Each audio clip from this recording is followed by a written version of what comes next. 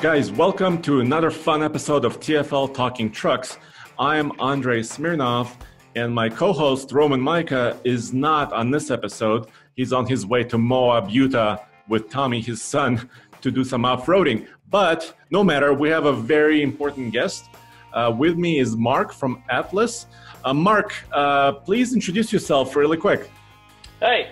Well, thank you for having me. I'm Mark Hanchett, the CEO and founder of Atlis Motor Vehicles, an electric vehicle pickup truck company here located in Mesa, Arizona. Thank you. And in this show, I want to discuss the future of trucking, but specifically electric trucks. And more specifically, I want to talk about the battery technology, because you have, that's one of your strengths at Atlis.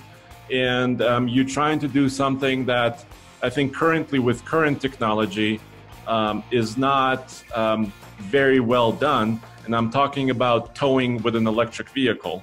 And in this show, I'm going to tell you a little story about our towing experience we did recently with the Tesla Model X, because that's currently the electric vehicle that can tow the most, period. Available on sale. Thank you for joining TFL Talking Trucks podcast. If you love pickup trucks or big full-size SUVs, if you love trailering, towing, and going off-road, this is the right place to be. Together we can make this podcast the most popular ever. But also, Mark, tell me a little bit more about sort of your company, Atlis Motor Vehicle, and let's kind of dig into this battery technology. Okay. Well, Atlis Motor Vehicles is an electric vehicle technology company with a focus on building vehicles and technology for what we call the work market. So we're really focused on building an underlying sort of platform technology, battery, motors, the whole sort of skateboard scenario for vehicles that are designed to do heavy duty work like pickup trucks that are intended to tow and haul heavy loads, long distances under very extreme conditions to sort of, the ultimate goal is to move the world forward from gas and, sort of diesel combustion engines to electrification, but do it in a way without compromise, where we're not asking you to give things up. We're saying this new solution is going to be so much better that everything you've done in the past it doesn't seem right anymore. It seems obsolete. Okay, so how do you do that? I mean, right now we have kind of several technologies that play, right? We have lithium-ion battery technology, which most manufacturers currently are using, correct? Correct. And then we have some others, like General Motors recently announced their NCB, or what is that called? I don't remember what the acronym actually stands for, but it should be, I think they're calling it NCB, but it's really like an NCM based chemistry solution with some modifications to it. Yeah, so basically their chemistry is, and this is not on the market yet, basically nickel, cobalt, magnesium, and I think they threw a little bit of aluminum in there too. Yeah, it's like it's NCMA or something like that. Other manufacturers are looking at that as well, because your energy density goes up when you start combining different chemistry solutions. So, and the main goal is sort of range. And I know we're kind of almost beating a dead horse here, but when I'm towing with a diesel truck or a gas-powered truck or SUV, whatever it may be, right. The range goes down when towing, correct? With any vehicle. Yes. But the ease of replenishing that energy on a gas or a diesel vehicle is really easy right now. Yes. And the energy density in that gasoline or diesel is very high. Yeah, when you think sheer volume of a product, you have a gas tank, let's say it's 30 gallons, which is roughly an average for most trucks today starting out. That 30-gallon tank is relatively small when you think about a 200 kilowatt hour or 100 kilowatt hour battery pack and how much physical space that takes up. So energy density of fuel is incredibly high when compared to battery electric systems.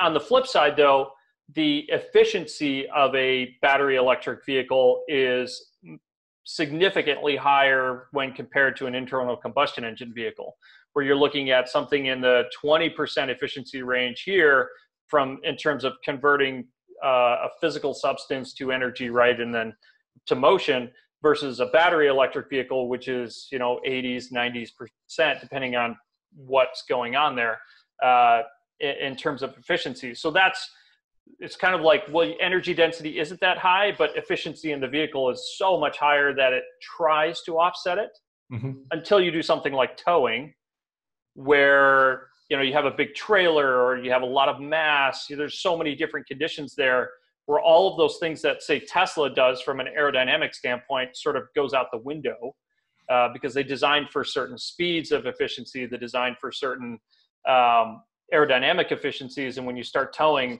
none of that really matters anymore. Yeah, because you're dragging extra axles, right? Your trailer may have maybe a box, right? Correct. So your trailer is not aerodynamic in most cases. Correct. So what is Atlis doing on this front for battery and energy density and rechargeability? Right. So there's two approaches to solve this problem. The first approach is get energy density up to a certain point where you can drive so far that if you have to wait for an hour, it offsets let's say you drive for 4 hours and 15 minutes every hour you had to charge, or you drive for, say, 3 hours or 3 hours 15 minutes and then charge for 45 minutes. Whatever that comes out to be, the total amount of time is the same. So the industry standard approach today is to aim for super high energy density, as much range as you could possibly get, and charge times still remain fairly static. I think the best you'll see is 35 minutes for roughly 80%, maybe 22 minutes in a Porsche, right, for 80%. And in those particular cases, you're from a battery perspective, you're saying, let's just try and get as much energy as we possibly can in there and get as much range as possible, because we know it's just going to take so long to charge. Our approach is different. We recognize very early on that, yes, a base vehicle needs enough energy in that pack to go, say, 500 plus miles to compete with, like, my diesel truck that I drive. But when I'm towing, that range will drop. It'll drop to 350. It'll drop to 300. It could drop all the way down to 150 miles if we're in a most extreme condition possible. And we need to solve some of the challenges related to that. In that particular case, it no longer makes sense to drive for 2 hours and charge for an hour. That's a non-starter, right? That could get old really quickly. Right. So the way we're addressing that is we're saying, listen, let's get as much energy density in this pack as we possibly can to hit those range marks. Let's design the pack in such a way that it's actually designed for high power output continuously versus aiming for low power output, the lowest amount of power output in a non-towing scenario, and making it super efficient there. Let's aim for realistic conditions. Let's aim for 65, 75 mile an hour highway speeds. Let's aim for towing very, very high loads, and let's design a power system, a pack solution, which is all the power management and everything else, such that it's designed for that specific scenario and not for the 80% use case, because the 80% use case is relatively easy. The 20% use case, when we're doing those really heavy things or in work trucks, turns into the 80%. That's the hard thing. So a couple things we're doing different is we're developing a higher voltage pack. We're not doing a 400 or 800 volt pack. We're doing a 1600 volt pack. Okay. And the reason we're doing that is there's two sides of it. One is to gain some efficiency within the vehicle in terms of energy output and how much current is drawn and how much heat is generated and things like that. And then the other side of it is if we're going to charge this very quickly, we need to bring the current down that's coming in through that cable, because otherwise that cable is going to be the size of my head. And that's not, again, that's a non-starter. So let's bump that voltage up as high as we can So we can pump basically higher voltage, less current in through a cable when we plug it in, and we can provide more energy and do it at a higher efficiency. So that's one thing that we're doing.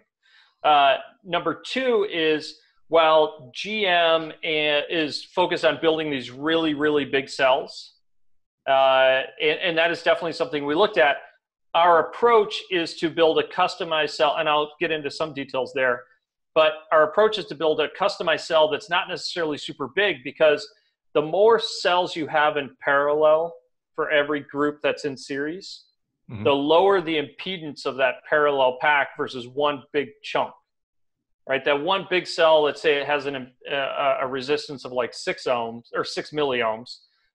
If you take, say, 10 of those in parallel, right, it's 1/6, 1/6, 1/6, 1/6, and it's 1 divided by the sum of that, which means your impedance for that parallel pack goes down a tremendous amount. So when we're pumping energy out or pumping energy in, there's actually less heat generated within that system, and there's less of a voltage drop when we're pulling a lot of power out of that system. So you're basically saying it's something like, having a giant suitcase full of battery pack, right? Let's say, versus several small backpacks put together. Is that what you're saying? Correct. Yeah, it's kind of similar to that approach, and it's very similar to what Tesla does with the tiny little cells, simply because they have to. But we recognize that, okay, so when our range goes down, we need to solve that hour charge time problem. How do we do that? And how do we do it without turning it into a PhD, like, university research project that may never actually go somewhere? How can we leverage technology that exists today, all of the different downfalls, and what can we do to solve that? We actually took an approach that uses existing chemistries that are available and a very new battery cell construction, and tied that to thermal management of that pack to be able to achieve that goal. So now we get high energy density with this solution, but then when you do have to charge and your range drops when you're towing, now you can plug in and fill it up in 15 minutes or less. Right now our tests are doing 9 minutes, 26 seconds, which is phenomenal. For a full battery pack?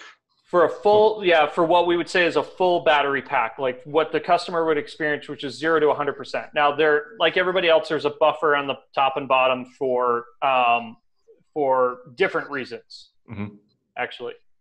So recently here at TFL Car and TFL Truck, we did a test, a comparison test, where we towed a 5,000-pound trailer, which was actually a flat deck trailer with a car on top of it.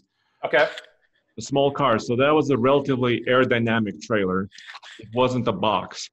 And we used 2 vehicles. We used a Tesla Model X with approximately 100 kilowatt hours worth of energy in their pack.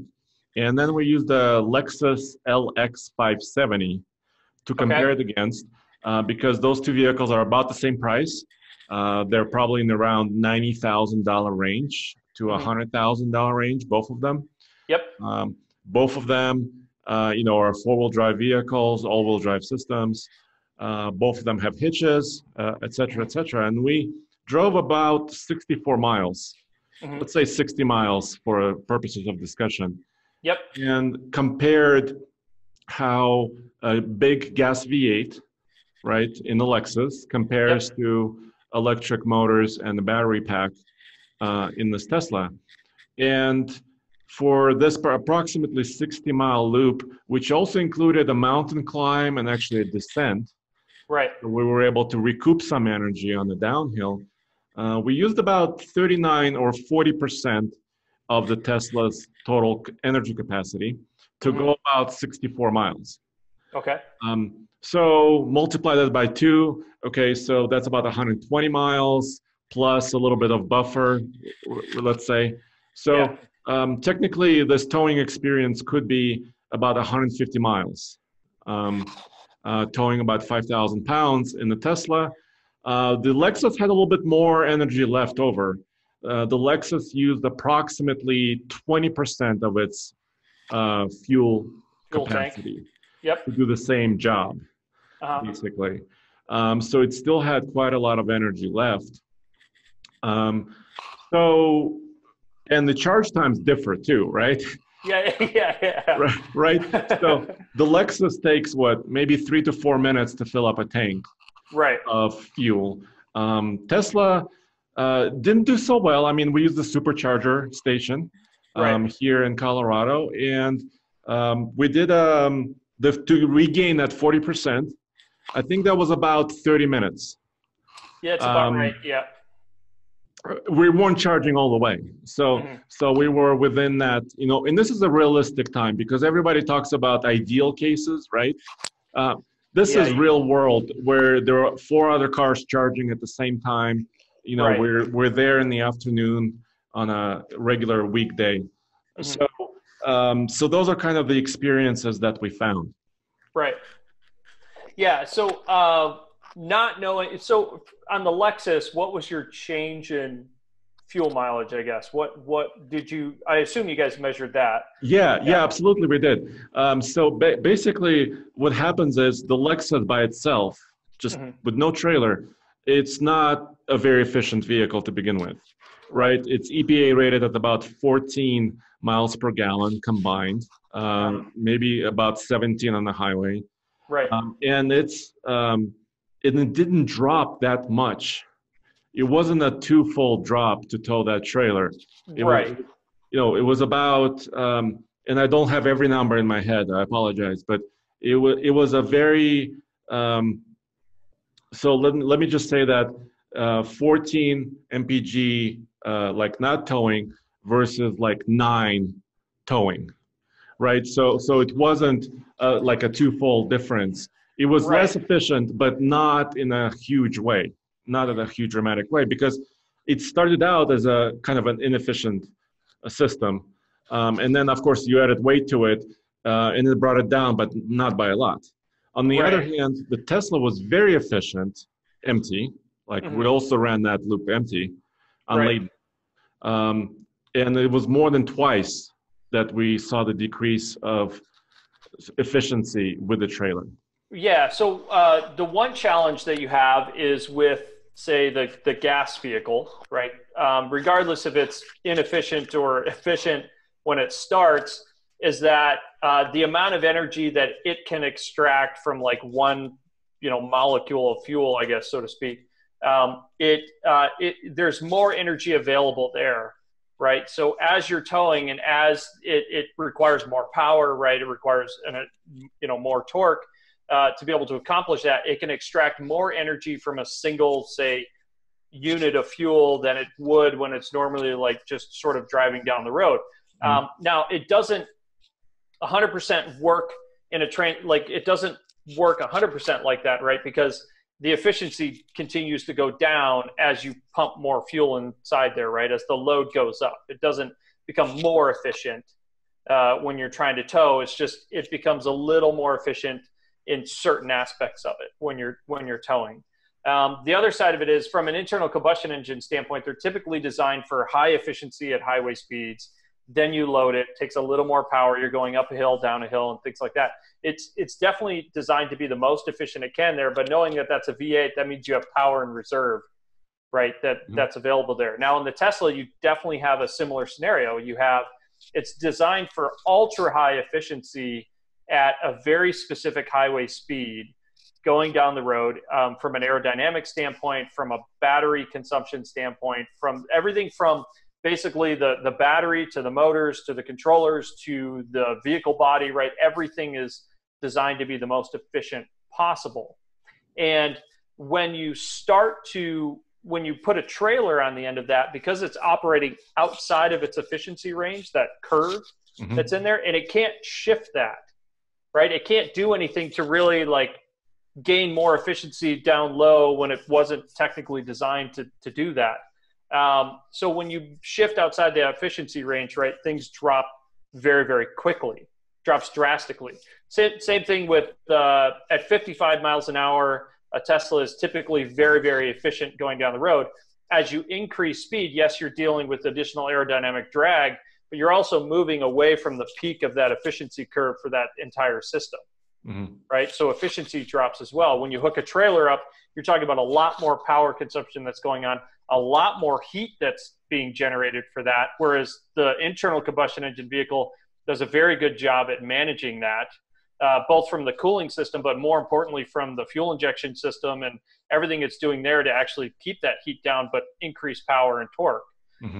Whereas the electric vehicle, that's a shift in the curve. It's not necessarily, there's not much you can do there if it's designed for ultra high efficiency at one specific use case.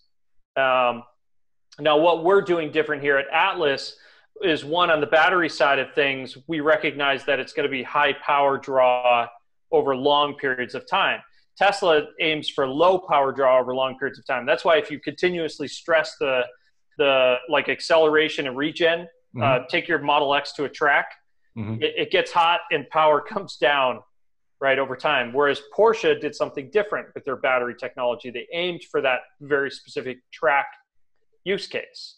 And that's the difference between those two from a battery perspective, because that's where all of your power is coming from, right? So it sounds like you're saying there's several elements in play. It's not just like the chemistry of the battery. It's not just like the voltage of the battery system. Right. It's not just, it's a holistic view. You can't just say, oh, are you using lithium ion or, nickel cobalt? There's more to that than that. Correct. Yeah. It's what chemistry are you using? What cell technology are you using? How is that configured in the pack? How are you thermally managing that solution to maintain your efficiency?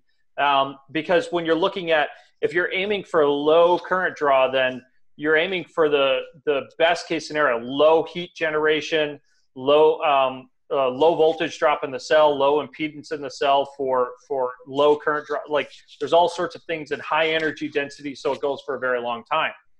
But if you're talking about towing and hauling and doing these sort of heavy duty things that trucks are supposed to do, you should be aiming for high output over long periods of time at the highest efficiency you could possibly get. That you need to have the ability to shift that curve a little bit and get efficiency when you're unloaded, because that's what a large portion of us do, commuting to and from work. But then when you use that vehicle in that particular scenario, you can't have massive efficiency drops in that system when that's occurring. You have to do as much as you can to bring that up and sort of make sure that curve, I guess, is wide enough, right? That while you're towing and under that scenario, you're operating at the highest possible efficiency you can. The best example also is, while weight and things like that matter, aerodynamics is a big thing. So we can design the most aerodynamic truck in the world to get the best fuel economy when driving on the highway between, say, like here in LA or here in Vegas.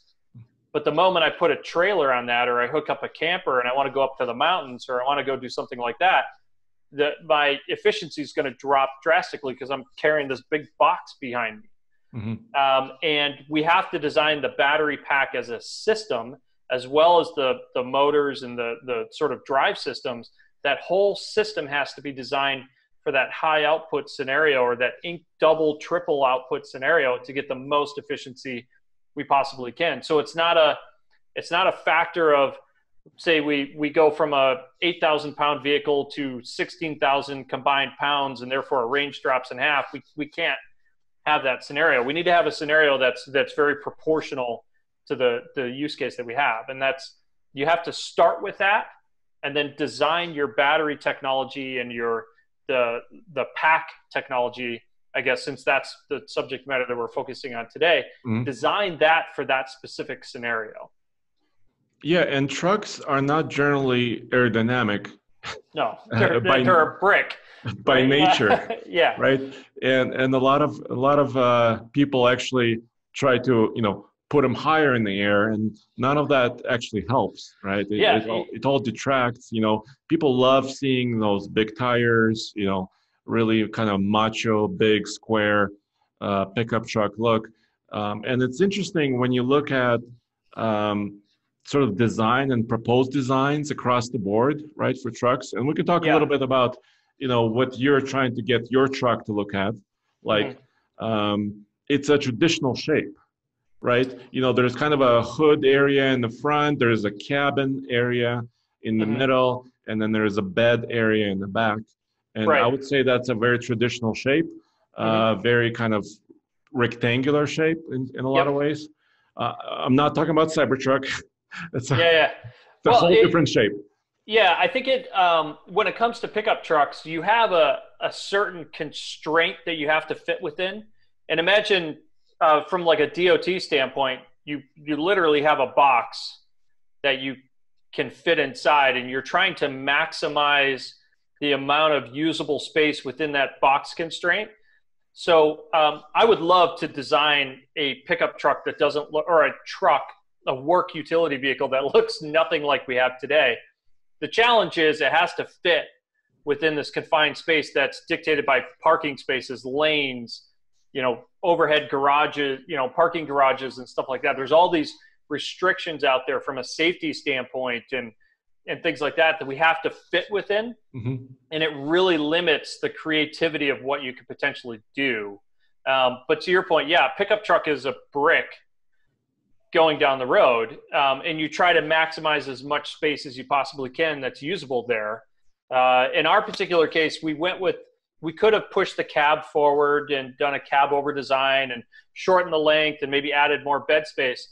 But the one complaint that I have is that I use my truck for work. I use it for fun on the weekends. I use it to go pick up groceries from the grocery store. And when you do that, you can either put it in the bed and do some things there. I could put it in the back seat with the whole family in there, or I could have a large usable storage space that's accessible in a parking space. And without the engine and stuff up there, let's leverage that hood, that sort of frontal area that's there. Let's make that usable. Let's make that convenient. Let's make that functional again, because yes, it's now dead space, but now it's available space that goes beyond sort of tradition of what's out there. You're basically saying it can be a cargo area, right? It can house your tools or other things. Yeah, and when you think about parking spaces and how the world is sort of configured today and how it will continue to be, we wanted something that is accessible when you're backed into or pulled into a parking space.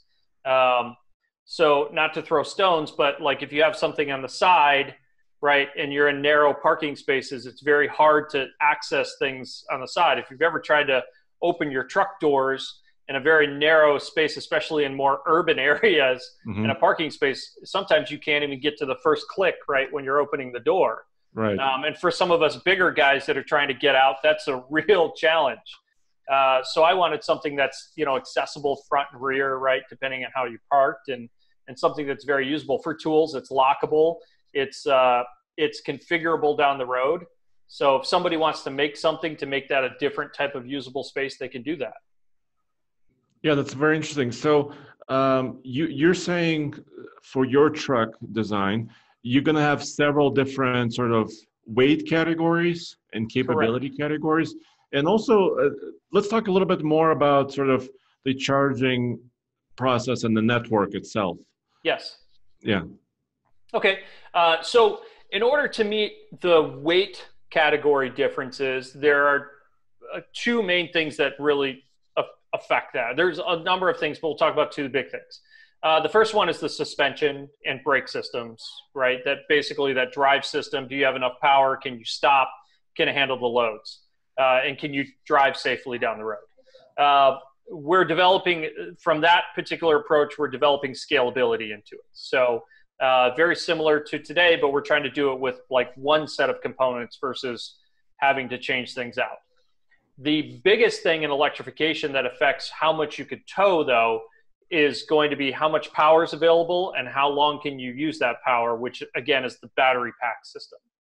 So we needed to develop a system that is scalable to the point where if we want to tow, say, 10,000 pounds versus 35,000 pounds, that we can very easily scale that up to give you enough power and enough range to be able to accomplish that.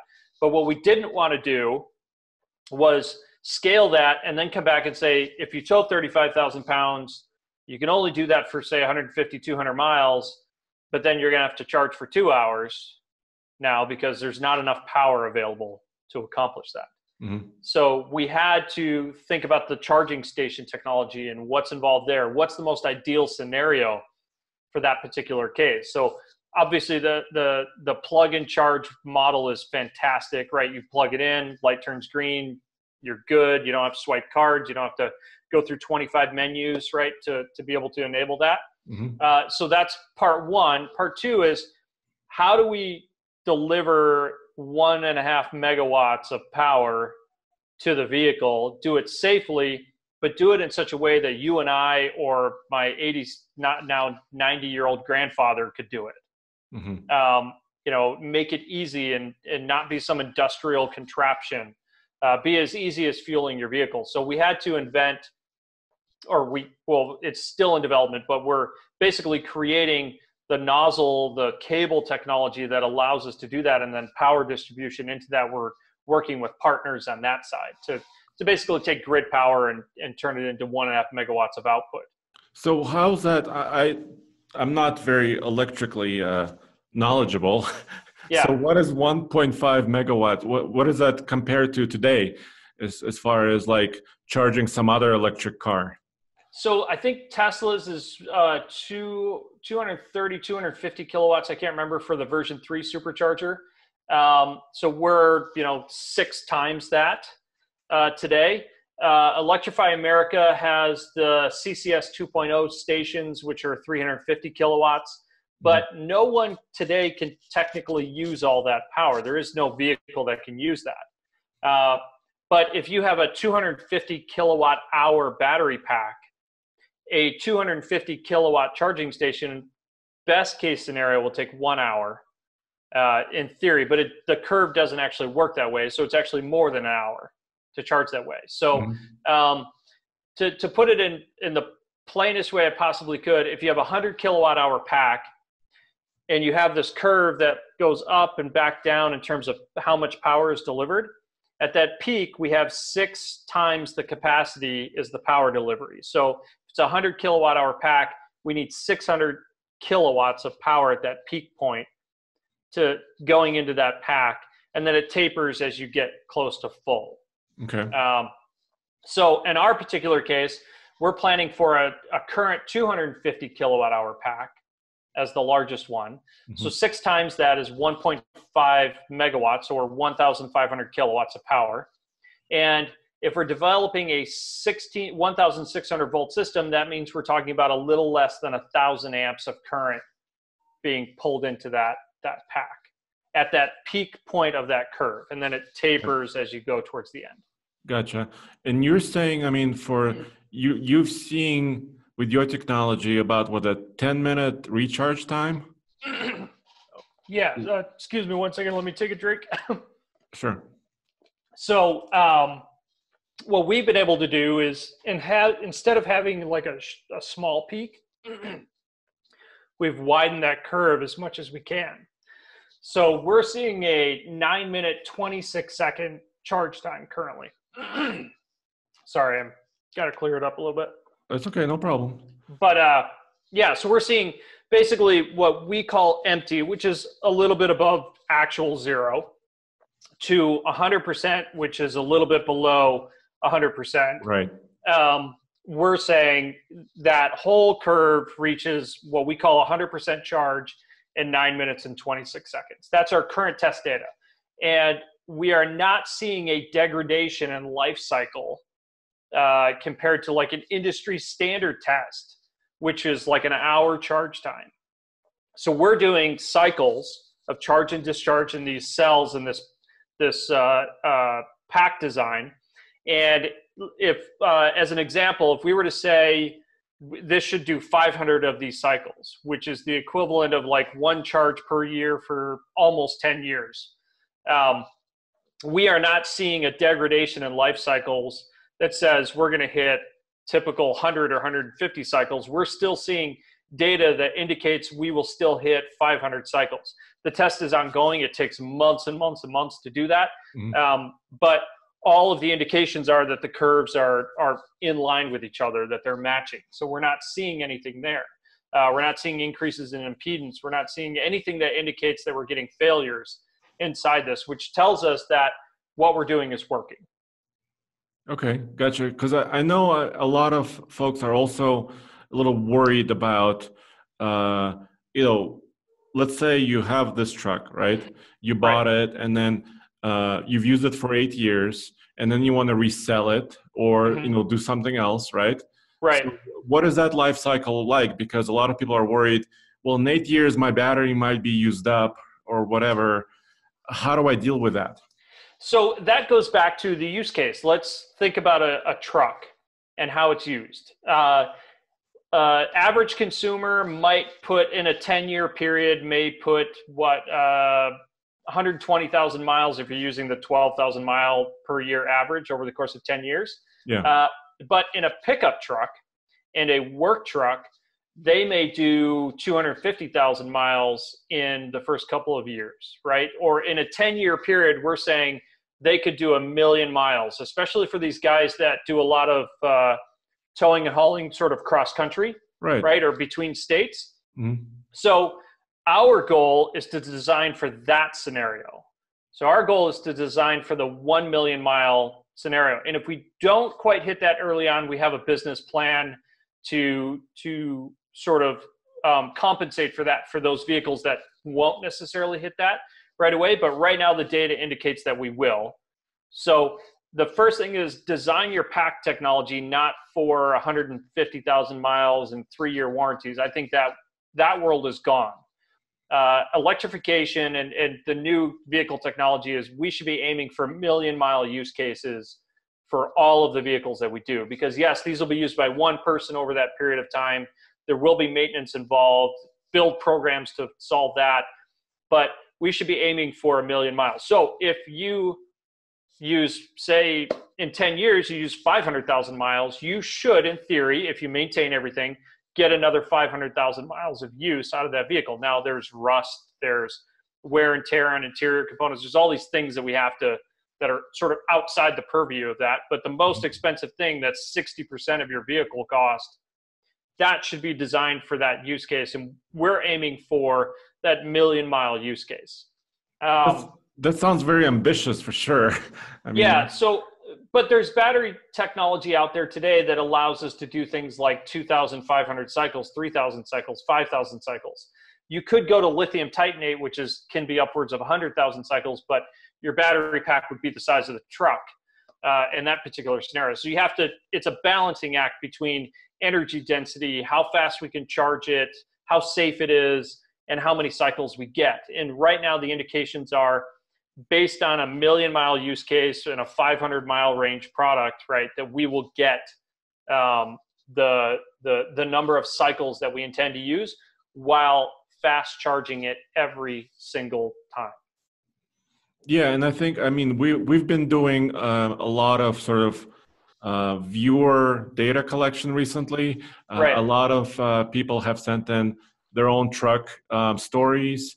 Uh-huh. It's been really amazing. We call it "Dude, I Love My Ride at Home Edition," Right. and we've seen I've a lot seen a of few of trucks. those. Yeah. Thanks. Yeah. And we've seen a lot of trucks with 300,000 miles, 400,000, 500,000. Yeah. It's not of course there are guys who work every day, who drive every day. Those Yeah. are the guys who do 1,000,000 miles Correct. usually in their vehicle. Hmm. But that's not, I wouldn't say that's the norm. It's at least if you look at the entire pickup truck market, right? Right. Because a lot of guys or and gals use their Hmm. pickup trucks on the weekends, maybe, right? Yep. To do the fun things and carry their campers or boats. Yeah. I mean, as an example, my 2013 truck has 195,000 miles on it, but it runs like a champ, right? What is your truck right now? I have a GMC 2500 HD with the 6.6 liter Duramax in it. Nice. Yeah. And I love the truck. I love that truck, and I want to be able to deliver an electrified future that makes me think, okay, I loved that truck, but I really love this one. I love the ownership experience. I love what I can do with it, and everything I can do with that, because we own a Model 3 as well. And if we take trips, we take my truck. We don't take the Model 3 because of all the things we've talked about. And I want to be able to have that experience that I have with that vehicle, whether we're towing a camper for a week trip or weekend trip up in the mountains, whatever it is, or I use it a lot for work, towing trailers and equipment and everything all over the place. I want to be able to do that with an electric vehicle. I want that same experience, but better. But then my father had a truck. He used to haul campers cross country for work. And he put 400,000+ miles on his truck within, I think, a 2-year span, maybe 3-year span. And that's a lot of miles. That's a lot of driving. And at the end of it, it was, it ran relatively new. And it sort of just kept going. And I think the mindset of the future is changing. It's no longer, 36,000 miles, your warranty's done, let's get rid of this thing. Yeah. These vehicles are lasting longer. They're being used longer. And especially the younger generations, they're not looking to buy a vehicle every few years. They're looking for something that'll last for a very long time, that'll remain, usable and valuable.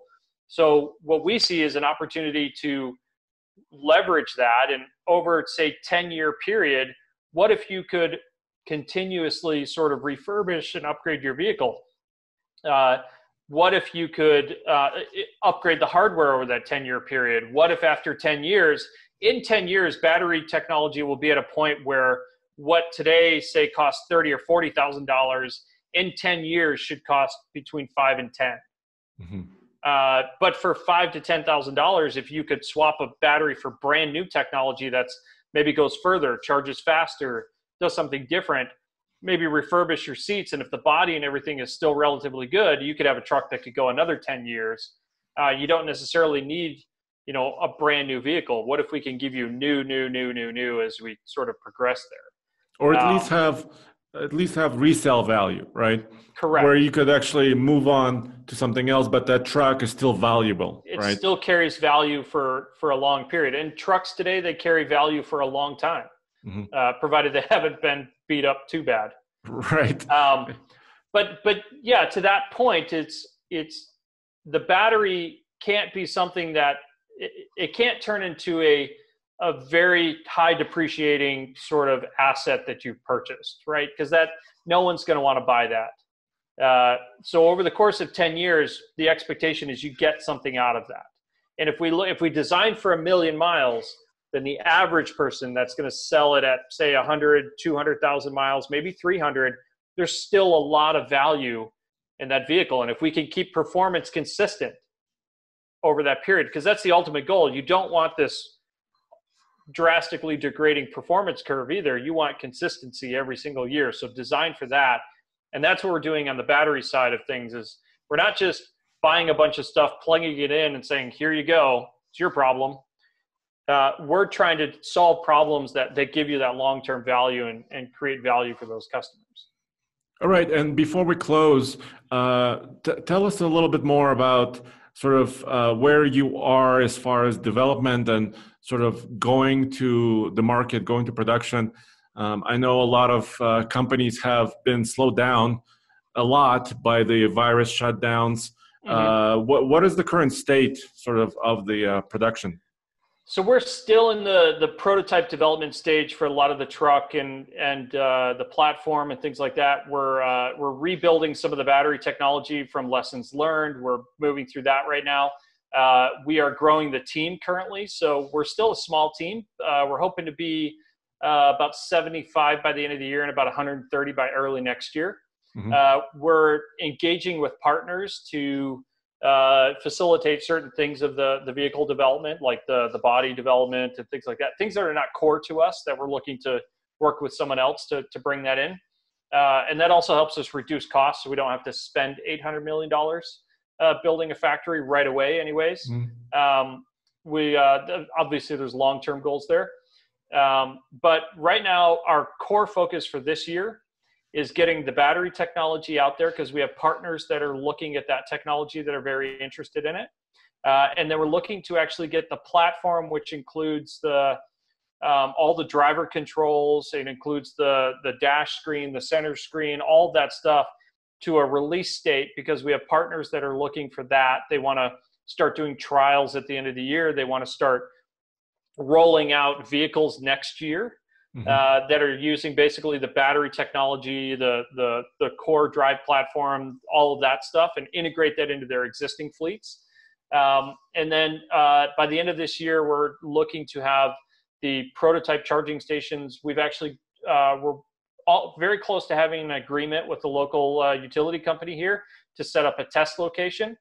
Where hopefully by the end of this year, we'll start deploying charging stations in key strategic areas related to those customers that are looking at that. And then end of 2021 is the current goal for the pickup truck entering the market and starting and delivering to end customers there. And we'll start slow and then ramp up. So is this one of those things, when is some of this information will be like, when can I come by your headquarters and talk to your partner and actually kind of see your technology in action? Is that soon, or are you going to make more announcements in the future with that? Yeah, so COVID obviously had a pretty big impact with that. We moved into the facility, the new facility back in February. Everything pretty much stopped. And it kind of build out of some of the facility stuff is now the start of that is now pushed to even July. And I would say by the end of this year, absolutely, you'll be able to come out. We'll have vehicles driving around, things like that. We're hoping to get the buck up and running so we can do some videos and show people plugging into charging stations, like doing all that stuff. We're hoping to have that built up and running here in the next month and a half, 2 months, which is basically the core of everything that's there. But that again has been delayed just because our whole team is remote. We're basically all working from home, right, and doing video stuff. But this week and next week, things have sort of started to transition. People are moving back in, so we're trying to stay safe and take all the necessary precautions. Well, I appreciate, Mark, you spending the time with me and with us. And I'm always fascinated by this because this is kind of the next stage. Things are progressing. We're kind of at this point where, we're no longer talking about perfecting the diesel injection cycles, right? We're talking about going to the next step in the technology. So that's very exciting. That's why I'm asking, like, when can people actually touch these things and actually get in them? Because right now we just have the Model X to tow with. Yeah, it's I think the next, Atlis aside, the next 2, 3, 4, 5 years are going to be some very exciting years.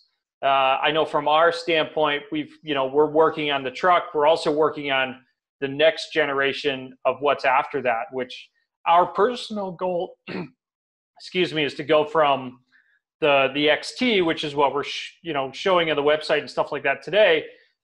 We're looking to move into like class 4, 5, and 6 vehicles after that. So we're looking at sort of the progression up in the heavier duty vehicle segments after that over the next 5 years. To me, that's the most exciting. That's where you really get into those bigger vehicles, but it's trying to maintain that, that usability, that ultra fast charge times, all of that stuff there. And of course, battery technology is going to continue to advance. We're always looking at that. And that's very exciting because today it's 15 minutes or 9 minutes, 26 seconds.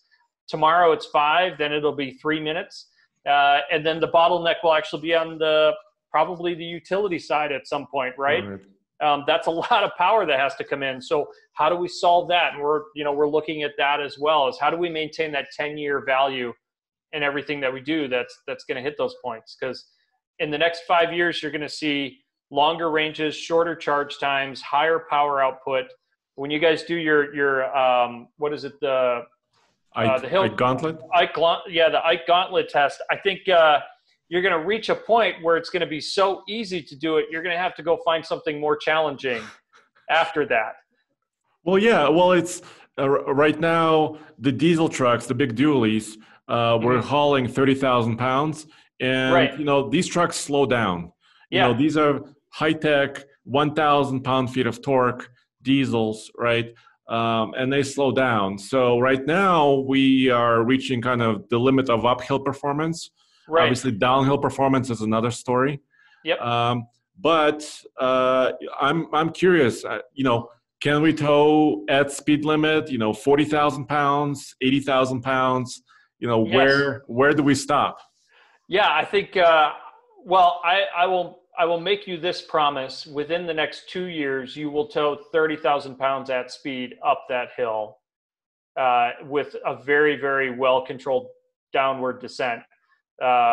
Probably something very similar to what you experienced with the Model X, where you have to put your foot on the gas to maintain speed going downhill, because the reach end is just going to be so good, it's just going to slow it down. Right. But yeah, it's going to, and at some point you reach a point of how much is too much. Is 35,000 pounds, so that's a lot. Is it 40? Is it 50? When you start talking Class 8 vehicles, right, 80,000 pounds, you're going to see 80,000 pounds going up that hill at speed. Within the next probably 3 to 5 years, you'll start seeing that. It's gonna get to that point where you're gonna have to somehow find a bigger hill or a steeper hill or some other version of the challenge that you're gonna have to chase after. Well, we're gonna have to find heavier weights, I'm afraid. Yes. Yes. So, all right, Mark. Well, thanks a lot, and I'll take you up on that challenge. In a couple of years, let's run the mountain. Okay. Absolutely. I look forward to it. All right. Thanks, Mark. All right. Take care. Thank you. And you can find you where? You can find, we're on social media, Atlis Motor Vehicles. You can find us on our website, www.atlismotorvehicles.com. And then if you ever have any questions, just send us an email to info@atlismotorvehicles.com. Either myself, Annie, or one of the engineers typically answers those emails. Well, thank you very much. And of course, you can find this podcast anywhere podcasts are transmitted. So thank you. Yep, appreciate it. Thank you.